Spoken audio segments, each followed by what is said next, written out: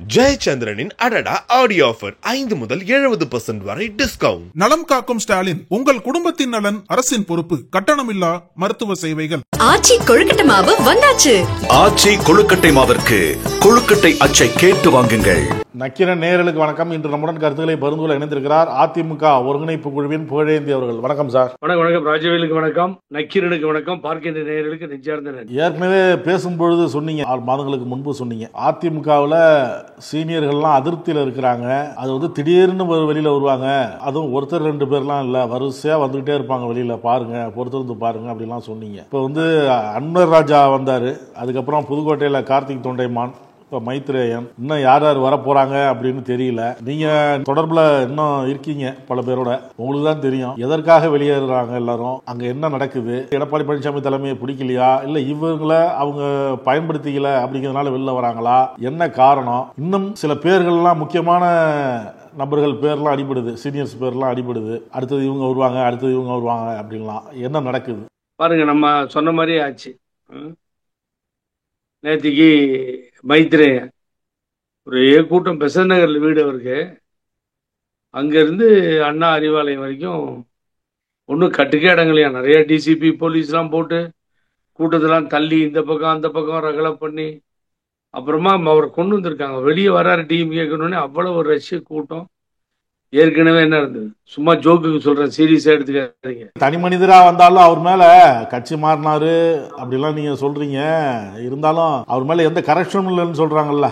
இல்ல, கரப்ஷன் இல்லை சார், இல்ல அவர் ஒரு 4-5 பேர் கூட இருக்க மாட்டாங்க. வீட்டுல வேலை செய்யறவங்களாவது கூட்டு வந்துருக்கணும்ல. அநியாயத்துக்கு ஒரே ஆளா இன்னைக்கு ரூலிங் பார்ட்டி இல்ல, திமுக பெரிய கட்சி இல்ல, அவர் ஒருத்தரே தனியா வர்றாரு பாருங்க. அதுதான் அவரை பாராட்ட வேண்டிய விஷயம். அவரே வர்றாரு, அவரே நிக்கிறார், அவரே கட்சியில சேர்த்துக்கிட்டாரு. அவர் ஒரு அறிவிப்பு வருது, அங்க சரியில்லை, அப்படி சரியில்லைன்றதுதான் தெரியுமே. இன்னொரு உண்மையை நான் உங்களுக்கு சொல்றேன், தமாஷு. இப்போ இவர் சொல்றது இல்ல, அவர் ஒரு உண்மைன்னு சொல்லிட்டாரு. முதல்ல அவர் மனு போட்டிருந்தாரு, அப்புறம் அது ரிஜெக்ட் ஆச்சு, கொஞ்ச நாள் எடுத்துக்கலாம் அவங்க. அப்புறம் இப்போ மறுபடியும் ஸ்டார்ட் பண்ணி நம்ம 2 பேரும் பேசுற மாதிரி 1 by 1 போயிட்டே இருக்காங்க.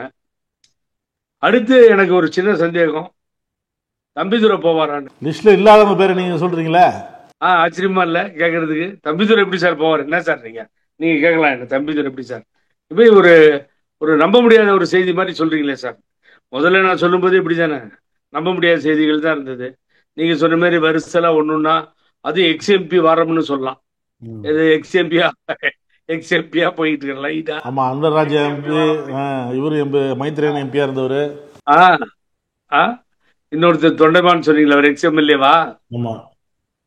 இப்படி அவங்க அப்படி லைனா நவுறாங்க. இது எக்ஸ்எம்பி வாரம்னு வச்சுக்கோங்க. அடுத்த வாரமோ அதுக்கு அடுத்த வாரமோ பிரசன்ட் அது இப்ப இருக்க எம்பிகள் கூட வாய்ப்பு நிறைய இருக்கு. அதுல நேத்தி பட்ட அவமானத்தை பாத்தீங்கன்னா, தம்பிதுரை எனக்கு என்னங்க சொல்றது, அதாவது நான் சில உண்மைகளை சொல்லும்போது உங்களுக்கு டென்ஷன் ஆயிடும். என்னடா இப்படி எல்லாம் சொல்றாரு அப்படின்னு சொல்லி. இருங்க, நான் தம்பிதுரைக்கு அப்புறம் வரேன், அது மறந்துடும். சமீபத்தில் ஒரு நிகழ்ச்சி நடந்தது. என்னன்னு கேட்டீங்கன்னா, நம்ம இவர் தான் என்னோட நண்பர் தான், பாவம். ஒன்றும் மைத்ரேயனுக்கு எனக்கு தனிப்பட்ட விரோதம் இல்லை, ஆனால் அடிக்கடி கட்சி மாறுவார். உங்களால் எந்த கட்சியிலாம் சொல்ல முடியாது. திடீர்னு டிஎம்கேல இருந்து எப்பயாவது காலையில் எழுச்சி போறதுனாலும் ஆச்சரியப்படுறதுக்கு இல்லை. ஸோ அவருடைய அப்படி அதை தான் போட்டுட்டு இருக்காங்க. ஏதோ ஒரு நாளிதழில் கூட காலை வந்த பேப்பரில் எத்தனை கட்சிக்கு தாவனார் எல்லாம் போட்டிருக்காங்க. அவர் எப்போ தாவுவார்னு யாராலும் சொல்ல முடியாது. அவரை பற்றி ஒரு சின்ன எக்ஸாம்பிள் சொல்கிறேன். நான் ஓபிஎஸோடு இருந்த நேரம் வீட்டில் இருக்கேன், இவர் வரார், வணக்கண்ணே அப்படின்றாரு. வணக்கண்ணே, அண்ணன் உள்ள இருக்காரு அப்படின்னு. அப்புறம் அப்படி பேசிட்டு இருந்தா, நான் வேற ரூம்ல இருந்தேன், தனியாக பேசுங்க. அவர் பாவம், என்ன மைத்ரேயன் எப்போ வந்தீங்க, நான் சௌக்கியமா. இது சினிமா பாட்டு மாதிரி. இது முடிஞ்சிருச்சு. 10-15 நிமிஷம் இருந்தாரு. அப்புறம் போகும்போது கையில் ஒரு சின்ன பேக் மாதிரி இருந்தது, ஒரு பை மாதிரி. போயிட்டார். சரி, அவர் போயிட்டார், விடுங்க அப்படின்னு. இவர் அண்ணன் இது டிஃபன் இவரெல்லாம் முடிச்சுட்டு அப்புறம் மெதுவா ரொம்ப நேரம் பேசுவோம், எப்போ போனாலும். நான் ஜேஜிடி பிரபாரன் அவங்க. இல்லைண்ணா, அது என்னங்க இப்படிலாம் பண்றாங்க, உங்களால தாங்க எனக்கு தொந்தரவே இல்லை. நீங்க தாங்க ஒரு டிமாண்ட் வைக்கிறது இல்லை, நம்மள எதுவும் இது பண்றது இல்லை, ஆனா இதே தொழிலா போச்சுங்கன்னு புலம்புறாரு. யாரு? ஓபிஎஸ் அண்ணன். என்ன புலம்புறீங்க என்னண்ணா அப்படின்னு. இல்லை மைத்ரேயி அங்கேருந்து வந்துட்டு சூசைட் பண்ணிக்கிறேன்றாரு. இதுனா வம்பா போச்சு. காலையில் ஏங்க என்னங்க இது மாதிரிலாம் வந்து பேசிட்டீங்க வரீங்கன்னு கேட்டேன். இதில் நான் வந்து சூசைட் பண்ணிக்கிறேன், ரொம்ப கஷ்டம், எனக்கு ஏதோ ஏலத்துக்கு வச்சு போச்சு அப்படி இப்படின்னு புலம்ப ஆரம்பிச்சிட்டாருங்க, எனக்கு அர்ஜென்ட்டாக பணம் வேணும் அப்படின்னு. அது சொன்ன சிரிக்காதீங்க, ரொம்ப சிரிக்காமல் கேட்குற வேண்டிய விஷயம் இது. இவர் அப்படி சொல்லவும் அவர் என்ன பண்ணிட்டாரு, இது என்னடா வம்பா போச்சு, ஏங்க இப்படிலாம் மிரட்டி பணம் கேட்பீங்களாங்க, நான் ஏற்கனவே நிறைய ஹெல்ப் பண்ணியிருக்கேன், ஏங்க இப்படி பண்ணுறீங்கன்னு சொல்லிட்டு இவர் உள்ளே போய் ஏதோ பணம் கொடுத்து அனுப்பிச்சிட்டாரு. இந்த அமௌண்ட்லாம் வேணாம் இப்போ அப்படி சொன்னால் நல்லா இருக்காது, இது மாத்திரம் நீங்கள் தெரிஞ்சுக்கணுன்றது சொல்கிறதில்ல. போயிட்டாரு. இது மாதிரி ஆச்சு, பணம் கொடுத்து விட்டான்னாரு. பணம் கொடுத்து அனுப்பிச்சிங்களா அப்படின்னு. ஆமான்னாரு. அவர் போய் அரை மணி நேரம் ஆச்சு இல்லைன்னு ஆமான்னு. இங்கே பாருங்க கூத்து, அதை தான் சொல்ல வந்தேன்னு சொல்லி மொபைலில் காட்டுற லைவ்ல போயிட்டு இருக்கு. போய் பழனிசாமிகிட்ட சென்ட்டார். அவர் இங்கேருந்து நேராக இறங்கியிருக்காரு, அந்த பணத்தோட ஒரு ஆட்டோ பிடிச்சிக்கிட்டாரு, நேராக பழனிசாமிகிட்ட போயிட்டாரு. இதை காமிச்ச உடனே ஓபிஎஸ் ஆடி போயிட்டார் கடகடன். அவருக்கு ஒன்றும் புரியல, என்னங்க இதுன்னாரு. அதான் அது அன்பா வந்தார்ல, பணம் கொடுத்தீங்கல்ல, பண்பா போயிட்டார் வெளியில, ஒன்றும் பிரச்சனை இல்லை. ஆகவே நல்ல மனிதர்களை பார்த்து தான் கரெக்டாக நீங்களும் கொடுத்துட்ருக்கீங்க, போட்டு விடுங்க, போய் தொலைகிறார், என்ன போச்சு இப்போ, கொடுத்துட்டீங்க போயிட்டார், அங்கே போய் செட்டில் ஆயிட்டாரு அப்படின்னு. இது கண்ணு முன்னாடியே கண்ட காட்சி. ஓகே, எனிஹோ அவர் வந்து எக்ஸ்எம்பியா இருந்தாரு. இதுக்கு உண்டான ஆதாரத்தை நீங்க தான் சொல்லணும். நாளைக்கு அவர் ஏதாவது கேள்வி எழுப்பினார்னா இந்த அப்படியே சுப்ரீம் கோர்ட்ல போய் என் மேல கேஸ் போட்டுருவாரு, நான் போய் பேசுறேன். ஏங்க எங்கிட்டயே பேசியிருக்காருங்க, அது வேணாம், அதெல்லாம் பேசக்கூடாது, சும்மா தப்பாயிடும். அது நிறைய பேருக்கு தெரியும். என்ன தப்பா சொல்லிட்டேனம்மா, இவர் எதுவுமே யார்ட்டையும் வாங்கலன்னு சொல்லிடுவார் அவரு. சொல்லுங்க பாக்குறேன் நான், அதான் தப்பு, எனக்கு தெரிஞ்ச நியூஸ் சொல்றேன். அது வந்து அண்ணன் சொன்னாருன்னு சொல்றேன், உண்மைதானே? இல்லைன்னா மாறுதல் என்ன இருக்கு? கிடைத்தவர் எடுத்துக்கொண்டார், கொடுத்தவர் தெருவில் நின்றார் ஒரு பாட்டு வரும் இல்லை, அது மாதிரிதான் அது. இல்லை வேற பெரிய இப்படியே என்ன போபர்ஸ் பத்தி பேசிட்டு இருக்கிறேன்னா, இல்ல பெரிய பெரிய ஊழல் பத்தி சொல்லிட்டு இருக்கிறேன்னா, நடந்த நிகழ்வுகள், நண்பர் நடந்துகிட்ட விதம், அதுக்கு பின்னாடி அதை பார்த்தீங்கன்னா இதை பத்தி இது மாதிரி எக்கச்சக்கமா பேசுவாங்க அவரை பத்தி. ஒண்ணு. ரெண்டாவது, நேத்திக்கு இந்த இது ஆரம்பிச்சுங்க, நம்ம தம்பிதுரைன்னு ஸ்மால் பிரதர். என்னங்க இது, துணை சபாநாயகருங்க, சீட்டு கிடைக்கலன்னு ராஜீவ்காந்தி போன் பண்ணி, அமர ராஜீவ்காந்தி மாபெரும் தலைவர், முன்னாள் பிரதமரை போன் பண்ணி அவருக்காக தலைவர்கிட்ட சீட்டுக்கு கொடுங்க, ஒரு சீட்டை வேணா கம்மி பண்ணி கொடுங்கன்னு சொன்னார்லாம் சொல்லிக்குவாங்க. அவ்வளவு பெரிய ஆளு அவர் வந்து. எவ்வளவு இங்க இருக்கு ஏடிஎம்கேல இருக்கிறதுலயே சீனியர் மோஸ்ட் லீடர் ஒரு 2-3 பேர் இருந்தா அவர் ஒருத்தர். இல்ல பொன்னையன் மாதிரி வச்சுக்கோங்களேன், பொன்னையன் அவ்வளவுதான் பினிஷ்ட், பிளாட் ஆயிட்டாரு. இது மாதிரி ஒரு காமெடியா இருக்கும். அப்போ துணை சபாநாயகரா இருந்தீங்க, சர்ஃபேஸ் அண்ட் ஹைவேஸ்ல சென்ட்ரல் மினிஸ்டரா இருந்தீங்க, அதுக்கு பின்னாடி மாநில அமைச்சரா இருந்தீங்க. எத்தனை கல்வி நிறுவனங்கள் தெரியுமா ராஜவேலு? உங்களுக்கு எல்லாம் தெரியாது. இந்தியாவுடைய பணக்காரர்கள் எண்ணிக்கை எடுத்தீங்கன்னா அவரை சேர்க்கிற அளவுக்கு பணக்காரர், பெரிய செல்வந்தர். அவர் இன்ஸ்டிடியூஷன் வச்சு சம்பாரிச்சு நல்லபடியா மேல வந்துட்டார். அடுத்தவங்கள சாப்பிட்டீங்களா இல்லையான்னு கேட்கறாரு இல்லையா வேற விஷயம். அவர் எப்பயுமே அவர் அப்படிதான். அம்மா கூட ஒரு மீட்டிங்ல சொன்னாங்க, அவரை நீங்க எங்க நிற்க வச்சாலும் ஜெயிச்சிருவீங்க தம்பிதுரை, மற்றவங்கள ஜெயிக்கிறதுக்காக எதுவும் பாடுபட மாட்டீங்கன்னு ஒரு மீட்டிங்ல சொன்னார். அவர் எவ்வளவு பெரிய பாரம்பரியமிக்க தலைவர். ஆரம்பத்திலிருந்து பாத்தீங்கன்னா அம்மா பல வேலைகளை, இப்ப கூட அவர் உதவியாளர் பூங்குன்ற மற்றவங்களை கேளுங்க, ரொம்ப இம்பார்ட்டன்ட் ஒர்க்குன்னு அவர்கிட்ட சொல்லுவாங்க அம்மா கூப்பிட்டு, தம்பிதுரையை கான்டாக்ட் பண்ணுங்க. டெல்லியினுடைய ஃபுல் கம்யூனிகேஷன் முதல்ல அம்மாவுக்கு நம்பிக்கையா எல்லா வேலையும் சொல்றதுனா மைத்ரேயி என்று சொல்லிட்டு இருந்தாங்க. அதுக்கு முன்னாடி பாத்தீங்கன்னா பூரா தம்பிதுரையா இருக்கும், டெல்லி ஒர்க்கெல்லாம் தம்பிதுரையா இருக்கும். இன்னைக்கு நினைச்சா கூட இந்த பிரதம மந்திரி அவர் பார்க்கலாம், பிரைம் மினிஸ்டர் பார்க்கலன்னு தானே இப்போ அவமானப்படுத்தினாங்கன்னு வெளியே வந்துட்டார் அண்ணன். பார்த்தவரும் அவமானப்பட்டு ஒரு நிமிஷம் பேசி அனுப்பிச்சிட்டாருன்னு கோபத்தில் இருக்காங்க. ஆகவே அப்படிப்பட்ட பிரைம் மினிஸ்டர்கள், அந்த பிஜேபியினுடைய தலைவர்கள்லாம் அங்க இருந்ததெல்லாம் ரொம்ப பழக்கம் இருக்கு. மைத்ரேயன் ஆகட்டும், அப்புறம் தம்பிதுரை ஆகட்டும். அது மாதிரி அன்னைக்கு கூட அவர் தான் ஏற்பாடு பண்ணியிருக்காரு அந்த பழனிசாமி மீட்டிங் 2வது தடவை. அதெல்லாம் ரொம்ப செல்வாக்கு மிக்க ஒரு நபர். எவ்வளவு மெடிக்கல் காலேஜ், இப்போ மெடிக்கல் காலேஜ் பசங்க மெடிக்கல் படிக்கிறவங்க அப்புறம் இன்ஜினியரிங் காலேஜ், ஆயிரக்கணக்கான ஸ்டூடெண்ட். என்னோட கால்குலேஷன்ல ஒரு 10,000க்கு மேல போகலாம் ஸ்கூல் எல்லாம் சேர்ந்து. எக்கச்சக்கமா ஸ்கூலுங்க, அது இது, சென்ட் பீட்டர். அது அவருடைய தொழில் நடத்துறாரு, அது நல்லபடியா பிரமாதமா போய்கிட்டு இருக்கு. நான் என்ன கேட்கிறேன், இதெல்லாம் பணம், பதவி, அரசியல். இனிமேல் பார்க்க வேண்டியது தம்பிதுரைக்கு எதுவுமே இல்லை. எல்லாத்தையும் பார்த்தாச்சு, எல்லாத்தையும் சந்திச்சாச்சு, எல்லா தலைவர்களையும் சந்திப்பார். அம்மா டெல்லி போறப்ப கூட இருப்பார். இப்படிப்பட்ட ஒரு தலைவர் இந்த பழனிசாமி இருக்காரு. அவர் நேத்திக்கு திருப்பத்தூர் ஏதோ ஒரு ஊர்ல உட்காந்துட்டு இன்றைக்கு நான் என்ன சொல்ல வரேன்னா அப்படின்னு ஆரம்பிக்கிறாரு. ராஜவேலு ஆரம்பிச்ச உடனே ஒருத்தர் நம்ம நிருபர்கள் தான் விடுவாங்களா சார்? மைத்ரேயன் போயிட்டாரு, அன்வராஜா போனாரு. இப்ப நீங்க கேட்ட மாதிரி அன்வராஜா போயிட்டாரு, ஒரு மைத்ரேயன் போயிட்டாரு. லைனா போயிட்டே இருக்காங்களே, இது என்ன சார் இது வேதனையா இருக்குன்னு ஒவ்வொருத்தரா போறாங்க கட்சியில இருந்து. அது ஒரு அருமையான தலைவர் இல்ல? தலையெல்லாம் மூல பழனிசாமிக்கு ஏன்னா ரொம்ப சூப்பரா பதில் வந்தது. ஐயோ அதெல்லாம் பாத்தீங்கன்னா புல்லரிக்குது அப்படியே. யாரு நான் உள்கட்சி விஷயம் எல்லாம் பேச வேண்டாம், நீங்க எல்லாம் இன்றைக்கு உள்கட்சி விஷயத்தை பத்தி நம்ம பேசக்கூடாது அப்படின்னு. எது உள்கட்சி விஷயம்? தெருவில் இறங்கி மனுவை போட்டு சாங்ஷன் வாங்கி நேரா போய் திராவிட முன்னேற்ற கழகத்தினுடைய தலைவர் மாண்பு முதல்வர் முன்னாடி போய் இந்த கட்சியில் இருந்தவங்க, பல காலம் முன்னாள் எம்பியா இருந்தவங்க, பொறுப்புல இருந்தவங்க போய் அந்த கட்சியில சேர்றது உள்கட்சி வாரமா? எங்கேயாவது பார்த்துருக்கீங்களா இது மாதிரி ஒரு அறிவாளிய? எவ்வளவு அறிவாய்ந்த மனுஷன் பாருங்க. எது உள்கட்சி விஷயம்?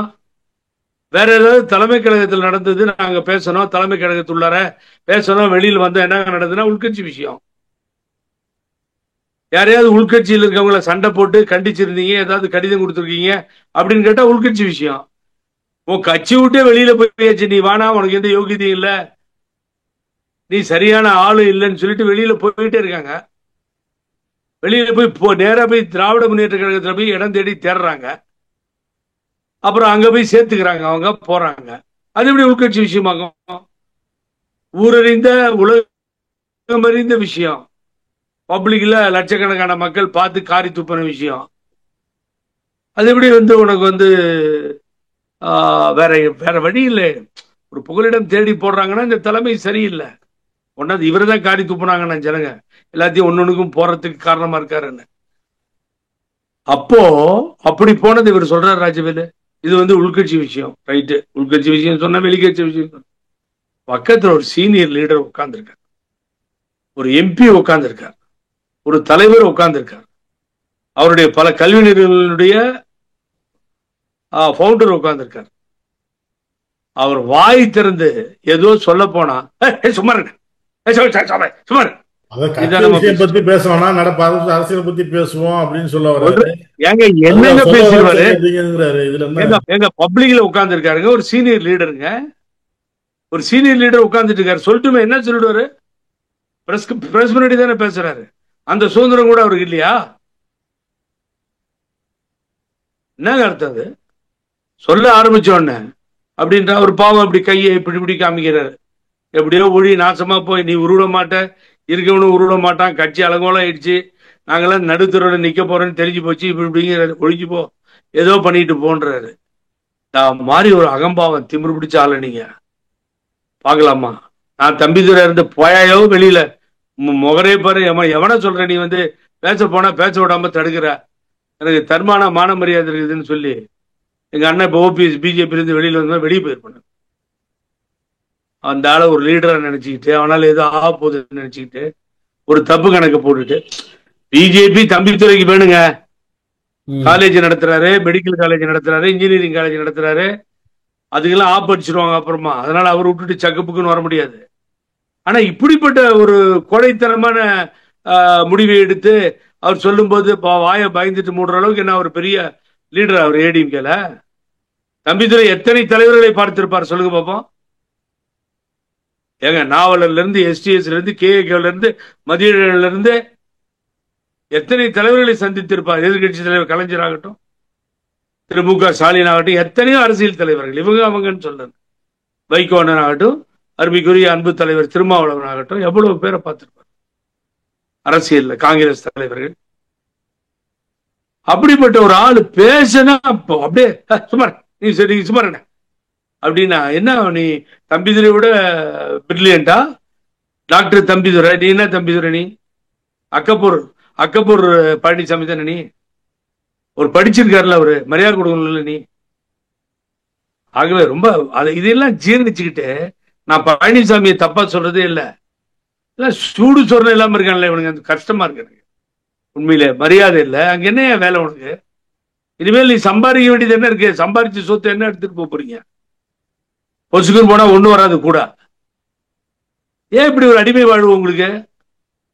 கட்சியை அழிச்சிட்டு இருக்காருன்னு தெரியும், அசிங்கப்படுறாரு தெரியல மக்கள் மத்தியில. உங்களை அசிங்கப்படுத்தும் போது ஏன் அது கொஞ்சம் கூட தன்மானம் இருக்காதா? இந்த காலேஜ் பசங்க எல்லாம் உங்களை இந்த தமிழ்துறையை பத்தி என்ன நினைப்பாங்க? அது வேற என்ன தெரியுமா? இன்னொன்னு ஒரே குஷி யாருக்கு? கேபி முனுசாமி கோஷ்டி ரெண்டுக்கும் அந்த டிஸ்ட்ரிக்ட்ல ஆகிறதுல. நான் தான் பல வருஷம் தேர்தல் தான் இன்சார்ஜ். எங்க ரெண்டும் தனித்தனியா ஒர்க் பண்ணும். சண்டை எப்பயும் அந்த ஆள் வந்தாலே சேர்த்துக்க மாட்டாங்க. அங்க இருக்கிறவங்க கஷ்டம். இந்த ஆள் பேரையும் சொல்லணும் போடணும், அந்த ஆள் பேரையும் போடணும். இங்க இந்த ஆள் முறைச்சா அந்த ஆள்கிட்ட ஒட்டிக்குவாங்க, அந்த ஆள் முறைச்சா இந்த ஆள்கிட்ட ஒட்டிக்குவாங்க. இதுதான் கிருஷ்ணகிரி பாலிடிக்ஸ். இது அப்படி திருப்பத்தூர் வரைக்கும் இப்ப ஜம்ப் இருக்கு. ஆகவே இது ஒண்ணாச்சு. அடுத்தது எங்க அண்ணன் தர்மாக்கோல் வீரன் யாரு? அதையே சொல்லி ஊத்தி விடுவீங்களே அப்படின்னு அதுல வேற கொஞ்சம் கோபம் வருது. தன்மானமா ஒரு நாள் சிரிச்சுக்கிட்டே போய் சொல்றாரு. ஒரு கார்ல ஏற வந்தாரு, இவரு போய் ஏறுவாராம். யார் கார்ல? உதயநிதி கார்ல. உதயநிதி துணை முதல்வர் இவரை பார்த்து இது ஏன் காருங்க, உங்க கார் இல்ல அப்படின்னா இவர் என்ன கேட்க போனாரோ என்னவோ அவர் தடுத்துட்டாரு. அப்புறம் கீழே இறங்கிட்டு அவரு இல்ல சாரி அப்படின்ட்டு வேற காருக்கு போயிட்டாரு, அவர் காருக்கு. அப்ப உதயநிதி சொன்னார் கமலாலயம் போயிட போகுது காரு, பார்த்து போங்க அப்படின்ட்டு கிண்டல் பண்ணிட்டு வராது. அது மாதிரி பழனிசாமி. அப்ப பழனிசாமி கார் மூவ் ஆகுது. செல்லூர் ராஜ் எவ்வளவு பெரிய ஆளு. தர்மாக்கோல் ஒரு தவற விட்டு வேற ஏதாவது செஞ்சிருக்காரு அவரு? கட்சி பிடிமானம் இருக்கவர், ஆரம்ப காலத்திலிருந்து இருக்கவர் கட்சியில. எவ்வளவு இன்னல்கள் இடையூறுகள்லாம் சந்திச்சு சில நேரத்துல அம்மா எடுத்து திருப்பி எடுத்தாங்க உள்ளார. இல்லைங்க, கட்சிக்காரங்க பூரா சுத்தி நிக்கிறாங்கண்ணா. அண்ணா அந்த காரணம் வாங்க, வராதிங்க நாங்க ஏன் மெதுவா காதுல கூட சொல்லுங்களேன் கூப்பிட்டு மெதுவா. ஏன் பெரிய இரும்ப பிடிச்சி இறங்குங்களேன் வண்டியை விட்டு. ஆனா இந்த வண்டியில ஏகப்பட்டது விஷயம் இருக்கு, நீங்க இதுல வர முடியாது, நீங்க அப்படியே பின்னாடி வாங்கினா இடம் இல்லைன்னா ஏதாவது காதுல. எவ்வளவு என்னங்க பண்பாடுன்னு கேக்குறேன். நீங்க டிபெண்ட் பண்ணி பேசுறீங்களா ராஜவேலு? இது என்ன பண்பாடு? அம்மா இப்படிதான் பப்ளிக்ல வச்சு திட்டுவாங்களா? கொடுங்க, அம்மாவோட கம்பேர் பண்ணல. ஐயோ அது வேற பேசும்போது தவறி வருது. ஒரு அகம்பாவம் பிடிச்சவனோட போய் நம்ம தாயோட போய் கம்பேர் பண்ணக்கூடாது. அது செல்லூர் ராஜு பொறுமையா கேட்டுட்டு போறார். சரி பொதுச் செயலாளர்ல சொல்லிட்டாரு. ஐயோ பாவம், என்னங்க கேடு கட்டவன், உங்களுக்கு என்னங்க ஆச்சு? சூடு சொரணம் ஒண்ணுமே கிடையாதா? அந்த கேபி முனுசாமிக்கு செல்லூர் ராஜு எல்லாமே வித்துட்டீங்களா? மான மரியாதைய ஏதாவது இருக்காயா? உங்களுக்கு ஜூனியர், அவன் சப் ஜூனியர், ஒரு வெங்காயம் இல்ல. செல்லூர் ராஜு கொடிகட்டி பிறந்த நேரத்துல சப் ஜூனியர் ஓரமா நின்னாலு. தம்பிதுரை வந்து முன்னாடியே நிக்க முடியாது. ரெண்டு பேரும் தாங்க போறோம் அப்போலோ ஹாஸ்பிட்டலுக்கு. தினம் நானும் பழனிசாமி தான் அங்க போறதுங்க. அங்க போய் உட்காந்துருவோம். இந்த ஃப்ளோர் இன்சார்ஜ் யாருன்னு தெரியுமா உங்களுக்கு? இந்த சீக்ரெட் எல்லாம் தெரியுமா? அம்மா ஹாஸ்பிட்டல் இருக்கும் பொழுது மேல அடுத்த ஒரு அந்த ஃப்ளோருக்கு மேல சின்னம்மா அங்க இருப்பாங்க. தம்பிதுரை அங்க சேர போட்டு உட்காந்துருப்பாரு. அப்ப கூட தம்பிதுரை இன்சார்ஜா வச்சுதான் ஆபரேஷன் நடந்துட்டு இருந்தது. ஆபரேட் பண்ணிட்டு இருந்தாங்க. வர்றவங்க போறவங்க என்ன நடக்குது ஏது நடக்குதுன்னு. வெக்கம் கட்டவனுக்கு எதுங்க அரசியல்? சம்பாரிச்சிருக்கீங்க, நல்லபடியா இருக்கீங்க, ஒரு தன்மானத்தோட அந்த உணர்வோட போய் சேருங்க, வீட்டுக்கு போங்க. இது மாதிரி காட்டு மக்கள் சிரிக்கிறாங்க. இல்ல செல்லூர் ராஜு இப்ப அதிர்ச்சியில இருக்கிறாரா? இனிமேல் அவங்க ஒரு அதிர்ச்சியில இருக்கிறாரா? சார் இந்த கப்பல் முழுக போகுது. இந்த கப்பலுக்கு மாலுமி வந்து பழனிசாமி. இந்த கப்பல் முழுக போகுதுன்னு தெரிஞ்சுதான் திரு அன்வர் ராஜா, திரு மைத்ரே எல்லாம் ஜம்ப் ஆகி போயிட்டு இருக்காங்க. கரெக்டா? அப்ப ஒவ்வொருத்தரா போறாங்க. நீங்க சொன்ன எம்எல்ஏ ஒவ்வொருத்தரா போயிட்டு இருக்காங்க. நானே சொன்னேன் வார விழா மாதிரி எம்பிக்கள் வார விழான்னு, முன்னாள் எம்பிக்கள். அப்ப மூழ்குதுன்னு தெரியுது அவங்களுக்கு. அப்ப தெரியும் போது அப்புறம் தம்பிதுரை வேடிக்கை பார்க்க போறாரு நாளைக்கு. அவர் எங்க ஜம்ப் ஆகுறதுன்னு தான் பார்க்கணும். அரசியல் பண்ணணும்னா என்ன பொறுத்த வரைக்கும் தேவையில்லைன்ற எல்லாம் ஆண்டு அனுபவிச்சாச்சு. சொகுசா இருக்கீங்க, இன்ஸ்டிடியூஷனை பார்த்துட்டு போங்களேன். தெருவில் போறது வர்றதெல்லாம் உங்களை அசிங்கமா வல்லு வல்லுன்னு குலைக்குமா? அதெல்லாம் கேட்டு போகணுமா? தேவையா உங்களுக்கு? உங்க பின்னாடி எவ்வளவு பேரும் புகழும் இருக்கு. சர்ஃபேஸ் அவியஸ் மினிஸ்டருங்க, அது ஒரு பெரிய கதை. நம்ம 2 பேரும் பேசலாம், இன்னும் 1 மணி நேரம் ஆகும். நான் மேங்களூர் போர்ட் ட்ரஸ்ட்ல மெம்பரா இருந்தேன். அப்போ வந்து ஒரு தடவை நான் சொல்றேன் கேளுங்க, எலெக்ஷன் வந்துச்சு கர்நாடகாவில். நான் நிக்க முடியாதுட்டாங்க, நின்று முடியல, வம்பா இருக்க. செகண்ட் பிளேஸ் வந்து ஒரு தடவை தோத்துட்டேன் 94. சரி வேணாம் நம்ம நிக்கலன்னு சொல்லி நிக்கலன்னு முடிவு பண்ணிட்டேன் நான். இது பூங்குன்றன் சார் வந்து ஒரு தொகுதியில் நிக்க சொல்லி அம்மா சொல்றாங்க, இல்ல நான் பாத்துக்கிறேங்க, ஓடாடி வேலை செய்யறேன், வேணாம் சார் என்னால வேணான்னு சொல்லி திரும்பி லைன்ல வந்து இல்ல லிஸ்டே வெளியில விட வேணான்ட்டாங்க. புகழேந்தி ஒரு தொகுதியை சொல்லி நிக்க சொல்லுங்க, அப்புறமா நம்ம லிஸ்ட்டை வெளியில விடலான்ட்டாங்க. சார் ஏன் சார் அம்மா கோவத்துக்கு ஆளாகிறீங்க? வேண்டாம் சார், ரொம்ப நல்ல மதிப்பு மரியாதை வச்சிருக்காங்க, தயவு செஞ்சு எங்கேயாவது வெற்றியோ தோல்வியோ நீங்க நில்லுங்க சார், தயவு செஞ்சு அம்மா சொன்ன பின்னாடி இப்படி எல்லாம் பண்ணாதீங்க சார். சார் தயவு செஞ்சு நிறைய பிரச்சனைகள் இருக்கு, என்னால முடியாது சார், என்ன தயவு செஞ்சு விட்டுருங்க, வேண்டாம், நான் நிக்க தயாரா இல்லை சார்னு அவர்கிட்ட கெஞ்சுறேன். அவரு சொல்ல முடியலன்னு உள்ள என்ன பண்ணிட்டாருன்னு கேட்டீங்கன்னா, அவர் கிடைக்கலமா, இப்ப கிடைச்சிருவார் அப்ப கிடைச்சிருவார் அப்படி இப்படின்னா என்ன, அவர் ஏதாவது நிக்கல போலன்னு சொல்றாரான்னு அவங்களா பதில சொல்லிட்டு எப்பவும் போன் பண்ணி கேளுங்க, நம்பர் தரேன். உடனே என்ன பண்றாங்க, தம்பிதுரை தான் கூப்பிடுறாங்க. தம்பிதுரை கேளுங்க, தம்பிதுரை டெல்லியில இருந்து பேசுறாரு. ஆனா ஏதோ ஒரு தொகுதியை சொல்ல போக நிக்கட்டும், அம்மா சொல்லிட்டே இருக்காங்களா, நீங்க ரொம்ப கேர்லெஸ்ஸா இருக்கீங்களா, நான் வேணா ஃபிளைட் பிடிச்சு வந்துடுறேன், நைட்டு வந்து சேர்ந்துருவேன் அப்படின்னு தம்பிதுரை. அப்புறம் மிஸ்டர் பாலகங்காவும் லைன்ல வந்தாரு. இந்த மாதிரி விஷயம் அம்மா சொல்றாங்க, நானும் அங்க வரேன் அப்படின்னு. என்னடா ரொம்ப ஃபோர்ஸ் மேல ஃபோர்ஸ் போகுது, நாளைக்கு கோச்சிக்கிட்டாங்கன்னா பெரிய பிரச்சனை இடம், கோபத்துக்கு ஆளாக கூடாதுன்னு சொல்லி அப்புறம் சாந்தி நகர்ல தமிழர்கள் இருந்த இடம் சரின்னு ஒரு காந்தி நகர், சாந்தி நகர், பாரதி நகர் இப்படி ஊத்துக்கிட்டு கண்டெஸ்ட் பண்ணாங்க.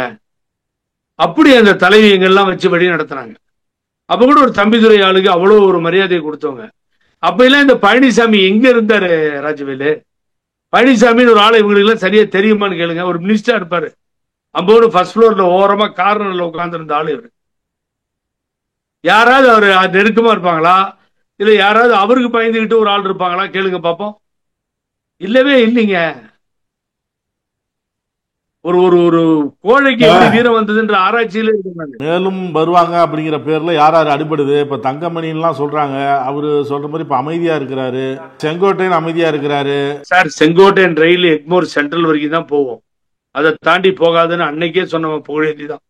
என்ன தூக்கு நீங்க பிரஸ் எல்லாம் சேர்ந்து செங்கோட்டையன் வெளியே வந்துட்டார், மீட்டிங் நடக்குது, பறக்கிறார், மதுரையில இருந்து தனியா போயிட்டார், அமித்ஷாவை பார்த்துட்டார், அதுக்கு பின்னாடி திட்டம் போட்டார், பிளான் ஆயிடுச்சு, அவர் தலைமையில ஏடிஎம்கே உடையுது, பாருங்க பழனிசாமி கெதி என்னன்னு பாருங்க. என்ன ஒன்னும் கிடையாது. அவர் அழகா தோட்டத்துல உட்காந்துட்டு பழனிசாமி கிட்ட போய் நீட்டா சரண்டர் ஆயிட்டார். எனக்கு தெரியும் அவரை பத்தி, அண்ணனை பத்தி. எனக்கு எலெக்ஷன் இன்சார்ஜா இருந்தவர், நான் பழகணும் அவரோட அன்பா. அது செல்ஃப் மோட்டர் ஸ்டார்ட் ஆகாது சார், அது ஸ்டார்ட் ஆகவே ஆகாது. பிஸ்டன் இல்லாத இன்ஜின் மாதிரி அது. அதை வச்சுட்டு நீங்க என்ன பண்ணுவீங்க? ஒன்னும் நடக்காது. ஆகவே இங்க வந்தா என்ன போன, இங்கேயும் வரவும் மாட்டாரு, பழனிசாமி எதிர்த்து குரல் கொடுக்கவும் மாட்டாரு. இதுதான் அவருடைய பாலிசி. ரெண்டாவது என்ன கேட்டீங்க, தங்கமணி. நல்லா ஞாபகம் வச்சுக்கோங்க, ஒரு சினிமாவுக்கு எப்படி நீ கூலி படம் ரிலீஸ் இல்லை இன்னைக்கு நம்ம 2 பேரும் பேசும்போது, ஒரு சினிமாவுக்கு எப்படி டைரக்டரும் ப்ரொடியூசரும் இம்பார்ட்டன்ட். 2 பேரும் இருந்தா படம் வரும். கதாநாயகன் விட்டுருங்க, கதாநாயகன் வந்து நல்ல கதாநாயகன் இருப்பான், கதாநாயகனே கொள்ளக்காரனா இருப்பான். ஆகவே கதாநாயகன் இது ஒரு சாம்பிள். கதாநாயகன் வந்து பழனிசாமினா, ப்ரொடியூசர் வந்து Velumani, director Thangamani sir. Director Thangamani silent killer இங்கிலீஷ்ல ஒரு ஜெனரலா சொல்லிட்டு இருக்கேன், அந்த ஆள சொல்ல நானு. அது மாதிரி அப்படியே அமைதியா இருந்து எல்லா வேலையும் பண்ணக்கூடிய ஒரு மனிதர் தங்கமணி. அவரை பணத்தால் எல்லாம் கையில வச்சுக்கிட்டு அவர் தான் கேஷியர் மாதிரி ஆட்டி வைப்பவர் வேலுமணி. இவங்க 2 பேர் இல்லாம இல்ல யாரு பழனிசாமி இல்ல. இந்த ஒரு பாட்டு எழுதியிருப்பாங்க, ஸ்கிரிப்ட் பார்த்திருப்பீங்க. இறைவன் 2 பொம்மைகள் செய்தான் தான் விளையாட, அவ 2ம் சேர்ந்து ஒரு பொம்மையை செய்தது தாம் விளையாடன்னு. அந்த மாதிரி ரோபோ மாதிரி பழனிசாமி அவங்க 2 பேத்துக்கும். அது சும்மா ஏதாவது எழுதுவான் சார். சார் நிறைய பேரை பாக்குறாங்க, ஐடியா இருக்கு எனக்கு. அந்த டிவியில உட்காந்துக்கிறது, அந்த யூடியூப்ல உட்காந்துக்கிறது, கதையா சொல்றானுங்க சார், மனசாட்சிக்கு விரோதமா சொல்றானுங்க. இவரு எல்லாம் தங்கமணி எல்லாம் வரமாட்டார், நீங்க எழுதி வச்சுக்கோங்க. அவர் பிஜேபிக்கு போனாலும் போவ தவிர இந்த பக்கம் எங்கேயும் வரமாட்டார், அதை விட்டுருங்க. அது வேற கதை. பிஜேபியோட ஃபுல் ஸ்விங்ல செட்டப்ல இருக்கிறது வேலுமணியும் தங்கமணியும். அங்க சென்ட்ரல்ல அமித்ஷாவுக்கு கேட்டீங்கன்னா இவங்க பேரே தெரியாது. யார் பேரு? அவர் அமித்ஷாவுக்கு தங்கமணியும் வேலுமணியும் மனப்பாடமான பேர் பார்த்த உடனே G Velumani G Thangamani G அப்படின்னு பேசுற அளவுக்கு ரொம்ப க்ளோஸ் ஆனாங்க. ஒரு 4.5 வருஷத்துல அவ்வளவு நட்பா இருக்கவங்க கூட இருக்க. அதனால அவர்லாம் வரமாட்டாரு. இப்போ எனக்கு ஒரு சந்தேகம், தம்பிதுரை போறதுக்கு வாய்ப்பு இருக்கானு. ஏன்னா இவ்வளவு பெரிய அவமானத்தை எப்படி தாங்கிட்டு இருப்பாருன்னு தெரியல. அவரு கொஞ்சம் திராவிட ஐடியாலஜி இருக்கவர் எனக்கு தெரியும். தந்தை பெரியார், பேரறிஞர் அண்ணா, புரட்சி தலைவர் எம்ஜிஆர், அம்மார், நல்லா அந்த வரலாறுலாம் தெரிஞ்சவர், அதையெல்லாம் பேசக்கூடியவர், அந்த வரலாற்று சிறப்புமிக்க தலைவர்களோடு பழகியவர் இருந்தவர். அவர் செல்லூர் ராஜு கொஞ்சம் கோபமா தான் இருக்காராம். இப்பெல்லாம் செல்லூர் ராஜு அன்னையிலிருந்து கார்ல போறது இல்லையா, ஜட்கா வண்டியில தான் போயிட்டு இருக்காராம். கார்ல போன ரொம்ப அவமானம் நமக்கு, இந்த ஆள் அவமானம் பண்ணிட்டு போயிட்டா இனிமேல் கார்ல ஏற வேணாம் அப்படின்ற முடிவோடு இருக்காராம். இவங்க மாதிரி இருக்க ஆளுங்க போறதுக்கு வாய்ப்பு இருக்கு. இன்னும் கொஞ்சம் பேர் லிஸ்ட்லாம் இருக்கு, எக்கச்சக்கமா போறேன்றாங்க. எங்க போறதுன்னு தெரியாம தவிச்சிட்டு இருக்காங்க ராஜவேல். ரொம்ப கஷ்டமா இருக்கு. அதையெல்லாம் நினைச்சா வேதனையா இருக்கு. உங்கள்கிட்ட சொல்ல முடியாது. ரொம்ப பேர் எக்கச்சக்கமா. பழனிசாமி ஏதோ அப்படியே மக்கள் வெள்ளத்துல போறாருன்னு நீங்க நினைச்சா காசு கொடுத்து கூட்டம் வருது, அதுல போய் என்ன பேசுறதுன்னு தெரியாம உளறிட்டு இருக்காரு. அதுதான் விஷயம். ஆகவே நீங்க நினைக்கிற மாதிரி இல்லை. பல தலைவர்கள் தாவுவதற்கு வாய்ப்புகள் இருக்குன்னு இன்னைக்கு இல்ல, அன்னைக்கு உங்கள்கிட்ட பேசும்போதே நான் சொன்னேன். திமுகவுக்கு போனா அவங்களுக்கான முக்கியத்துவம் கொடுக்கப்படும் அப்படின்னு நம்பிக்கை இருக்கா உங்களுக்கு? திமுக வராங்கன்றத காமிக்கும், அந்த ஸ்ட்ரென்த் வருது இல்ல. பாரத கட்சியில யாரும் இல்லாம பழனிசாமி தலைமை சரியில்லைன்னு வராங்கன்னு அதை பெருமிதமா அவங்க சொல்லிக்கிறதுக்கு அது ஒரு வாய்ப்பா அமையும். அங்க அந்த தலைவர், அவருக்கு கீழே இருக்க அவர் புதல்வர், துணை முதல்வர், கொஞ்சம் ஒரு 2-3 தலைவர்கள் அன்பா இருப்பாங்க. மீதி பேர்லாம் மெரிச்சு துவைச்சிருவாங்க. மாட்டி டிஸ்ட்ரிக்ட் லெவல்ல போய் மாட்டிக்கிட்டீங்கன்னா அவ்வளவுதான், முடிஞ்சு போச்சு கதை. அவங்க ஏத்துக்கிட்டு அவங்களையெல்லாம் மீறி நீச்சல் அடிச்சு உள்ள வந்தாதான் அரசியல் பண்ண முடியும். அது மாதிரி போனவங்கள சில பேர் காணாம போயிருக்காங்க, பல பேர் கஷ்டப்பட்டு மேல வந்திருக்காங்க, நல்லபடியாக அமைச்சர்களா இருக்காங்க. எனக்கு தெரிஞ்சு ஒரு 10 பேர் முக்கியமான ஆட்கள் போய் செட்டில் ஆகியிருக்காங்க. ஆக சில பேர் ஒண்ணுமே இல்லாம நிக்கிறாங்க பாவம். ஆக வி cannot say இவங்களை நம்பி அவங்க இல்லை. அது ஒரு ஆள் வர்றாருன்னா ஃபெமிலியரா இருக்கணும், மக்கள் மத்தியில செல்வாக்கா இருக்க ஒரு ஆளா இருக்கணும், அவரை பத்தி மக்கள் தினம் பேசணும், அவர் அம்மாவுக்கு ஏதாவது பண்ணியிருக்கணும், அம்மாவோட அம்மாவுடைய வாழ்த்துக்களோட சமுதாயத்துல நல்ல மனிதனா இருக்கணும். பாக்குறவங்களுக்கு அருமையான ஆளியா, ஐயோ போயிட்டாரேன்னு நினைக்கிறோம். அவன் போறான் முடியா, என்ன பெரிய விஷயம் அப்படின்னு நினைக்க கூடாது இல்ல. ஆகவே பழனிசாமி கிட்ட இருந்து வரவங்க எப்படி இருப்பாங்கன்னு உங்களுக்கு தெரியாதா? அதனால ஏதோ இந்த தலைமை சரியில்லைன்னு இடம் தேடி வேடந்தாங்கல் பறவைகள் போல போறாங்க. அதனாலதான் அதை தான் பார்க்க முடியும். நீங்க நாளடைவில் எக்கச்சக்கமா போவாங்க. தொண்டர்கள் எல்லாம் வெறுப்போடு இருக்காங்க சார். கருத்துக்களை பகிர்ந்து கொண்டதற்கு நன்றி சார். மிக்க நன்றி. நல்ல ஒரு இந்த நிகழ்ச்சியை பார்த்தா தம்பிதுரை, செல்லூர் ராஜுக்கெல்லாம் கொஞ்சம் தன்மான உணர்ச்சி ஏற்படும். அது ஏற்பட்டுச்சுன்னா தயவு செஞ்சு பழனிசாமி தலைமையிலிருந்து வெளியே வந்துருவாங்கன்னு நினைக்கிறேன். ஆகவே ரொம்ப கேவலமாயிடுச்சு. ஆகவே நீங்க தான் பார்த்து முடிவு பண்ணணும். நல்ல முடிவை அவர்கள் எல்லாம் எடுப்பார்கள். பழனிசாமியுடன் இனி தொடர மாட்டார்கள். நன்றி, வணக்கம். பார்க்கின்ற நேயர்களுக்கு நெஞ்சார்ந்த நன்றி, வணக்கம். நக்கீரன் டிவிக்கு சப்ஸ்கிரைப் செய்யுங்கள். உங்கள் ஆதரவே எங்கள் பலம். ஆசிரியர்களுக்கு நண்பனாகவும் மாணவர்களுக்கு ஆசானாகவும் திகழும் தேர்வு வழிகாட்டி. ஒவ்வொரு பாடத்திற்கும் அனுபவமிக்க ஆசிரியர்களின் துல்லியமான தெளிவான விடைகள். CNC இருக்கு, தேர்வு பயம் எதற்கு? இது தீரன் பப்ளிஷிங் ஹவுஸ் விற்பனை வெளியீடு.